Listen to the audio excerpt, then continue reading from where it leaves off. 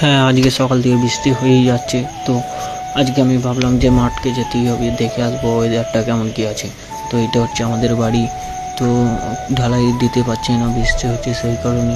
তো এখন আমি বেরিয়ে পড়লাম মাঠ ও পুকুর দেখার জন্য। তো গ্রামে প্রচুর বৃষ্টি হচ্ছে, তো আমি ছাতা নিয়ে এখন বেরিয়ে গেলাম। তো এখন আমি যাব মাঠ, সেই কারণে যাচ্ছি। তো এত রাস্তাটা পুরো জলে ভর্তি হয়ে গিয়েছে। তো আজকে দেখাবো তো আমাদের সব কিছু গ্রামটা ঘুরে। তো সামনে রয়েছে আমাদের মসজিদ। তো প্রচুর পরিমাণে বৃষ্টি হচ্ছে। তো সব এখন ড্রেন রাস্তাঘাট সব তো জলে ভর্তি। এটা হচ্ছে আমাদের গ্রামের জুম্মা মসজিদ। আজকে দেখাতে চলেছি মাঠের ওয়েদারটা, যে কত বৃষ্টি হয়েছে।